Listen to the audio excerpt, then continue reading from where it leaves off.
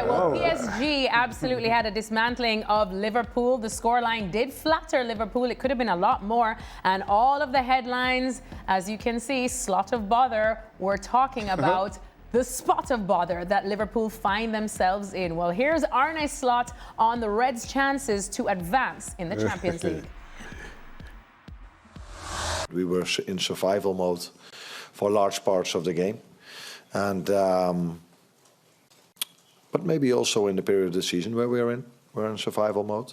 So to try to say to find ways where we can try to make sure that their qualities are not seen that much, but that's really, really, really hard against this team because last season over here we were in survival mode as well.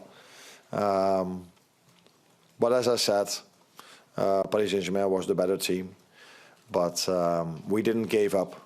And that's why we have a chance now still in this tie because they kept us alive by not scoring a few open chances. And now we can bring the tie back to Anfield. Not unfortunately, but in between there's still a very important game to be played for us against Fulham. All right, Arne Slot, they're talking about Liverpool's chances to advance. Ale and Shaka both have very, I don't want to say concerned looks, but kind of smirks on your face right now. Now, Stevie Nicol still gave Liverpool a 10% chance of turning things around. What do you guys think?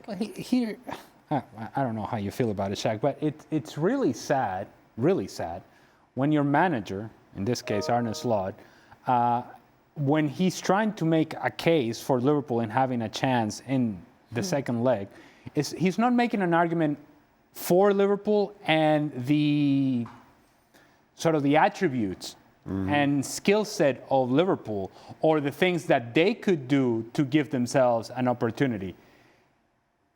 His argument was they missed a bunch of open chances. Yeah. They gave us an opportunity because they missed a bunch of the chances that they created. It wasn't anything about we can do this or we can do that or we can do this better or we can do that better. It was they allow us to live because they didn't create opportunities. That is a sad argument to make if you're trying to build some sort of confidence and manufacture confidence for the second leg. Not quite the beacon of positivity you're looking for. No, it's not that light at the end of the tunnel. It's flickering. Can you see it, Shaq? Nope. I'm not seeing it. No chance. Listen, I double down on what Ali said. I added to that, while you concede that the only reason we're still in this tie is because PSG gave us a bunch of opportunities, you don't expect this PSG at this time of the season to be this wasteful again. So you've really offered nothing for me to suggest that there's anything but an exit on the horizon. That light is a false dawn. Whatever it is. So Stevie Nicol 10% is looking more like a 5? No, well, listen, it's 2 goals. It's 2 goals. Is that Anfield? You're going back to Anfield. Magic there, yeah. You have a puncher's chance, right? There's no question Liverpool have a good puncher's chance. It should have been 5 or 6, as even Stevie Nicol would admit to. So it could and should really be 5%. But it's 2. You have a puncher's chance. But you don't back this version of PSG to be this wasteful again.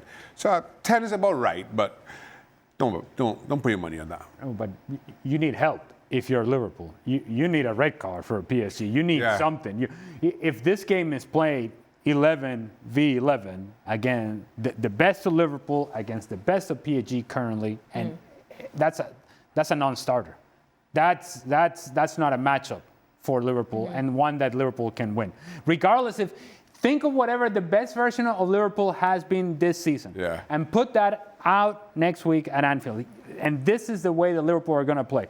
If PSG play at the best level they can reach, it's not a conversation. So they need help. They need help from the referee. They need a call here and there. They need a red card. They need something. And if all of those things happen, is when you get to 10% chance for Liverpool.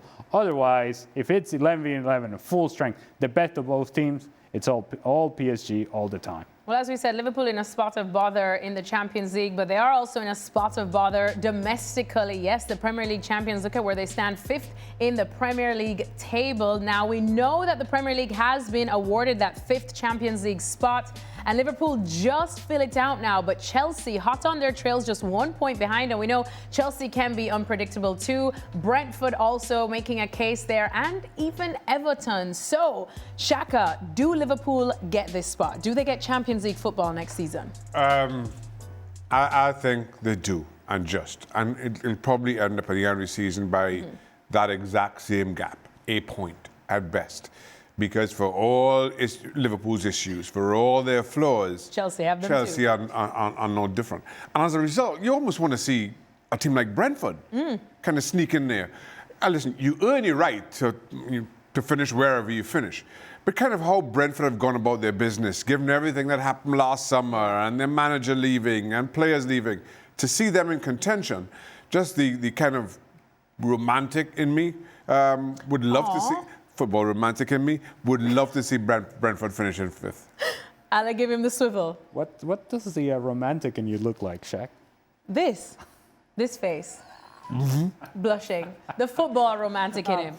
Ale, are you a football romantic too? Well, talking about romance, who do you think is going to respect the ball more, Liverpool or Chelsea? Here we go. Here we go. I may just define this whole thing and this whole conversation. Who gets it for you? I'm going to say Liverpool, and actually, I'm also going to suggest Arne Slot. If you're listening to me, just pay attention to me. You're not going to make it past PSG, and even if you do, you're not winning Champions League. So, hey, let's focus on this game against Fulham. Let's prioritize that. I think right now it's far more important for Liverpool to focus on getting 3 points in the Premier League than it is hoping and dreaming that maybe somehow we get past PSG. Fulham should be the priority. As Ale said, Fulham next. Fulham can be a banana peel for many a team. Shaka, do you see them being a banana peel for Liverpool? Not this time around. While Liverpool were a distant second against PSG, you saw Arne Slot, arguably for the first time this season, really tinkering with his lineup, with his formation. Maybe that pays rewards. And I'm with Ali. If I'm sitting in that Liverpool dressing room, I'm not overly focused on PSG right now. It's all about the league. I think Liverpool will get the better for them, especially at home. Fans will be kind of warming up for what's to come in the Champions League in midweek. I think Liverpool get the job done. Shaka, just say that Brentford will get that final Champions League spot. Come on, let's mix things up. I want Brentford to get that final Champions League spot. Keith Andrews' army. Where's the romance, Shaq? Yeah, Shaka, where's the romance? That's the romance. I want it. I want them to get it. You want that's just the romance. That's where my romance stops. February 13th. All right, well, we will see if Brentford are able to cater to the football romantic. Yes, that's enough our talk about Hislop. Shaka's romance. All right, well, there's plenty more Champions League talk over on the latest edition disappointing of as the his power Gab ranking. and Jules show. I'm sure Jules will be very happy with how PSG looked. A new episode dropped today. Look at that haircut by Jules. Oh, boy. He bring it.